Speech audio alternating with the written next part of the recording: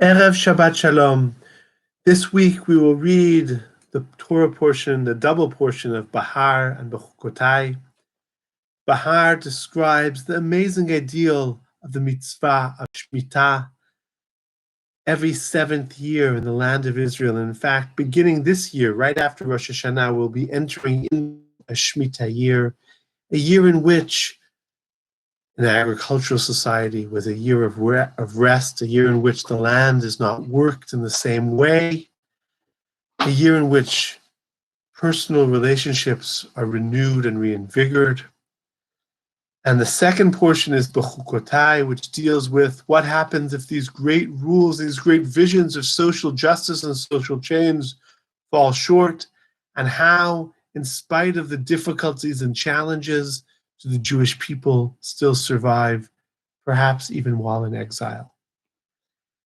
And this Sunday evening we'll be celebrating Yom Yerushalayim, the day in which we recall and remember the amazing blessing, miracles, and challenges that came with the victories of the Six-Day War, in which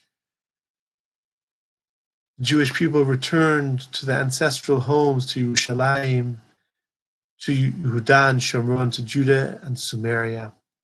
And oftentimes this holiday is marked with celebrations, but sometimes in recent years these celebrations aren't one of respecting and loving all inhabitants of the land, but at times they're about aggressively showing Israeli sovereignty or dominance.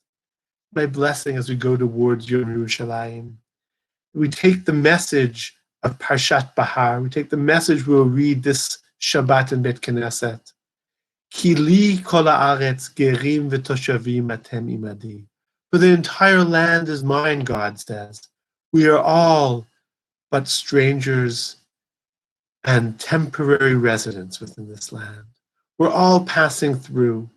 And what it means to have returned to the land of Israel is to understand that being the great privilege to live in this land doesn't mean that we control the land, but we're here to serve it. We're here to make sure that not only Jews, but all residents of this land are able to live with freedom, with security, with safety, and with blessing for one another.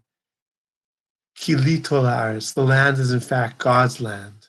May we have the humility to merit and to deserve to live and to safeguard and protect this land for all of God's children. Shabbat Shalom.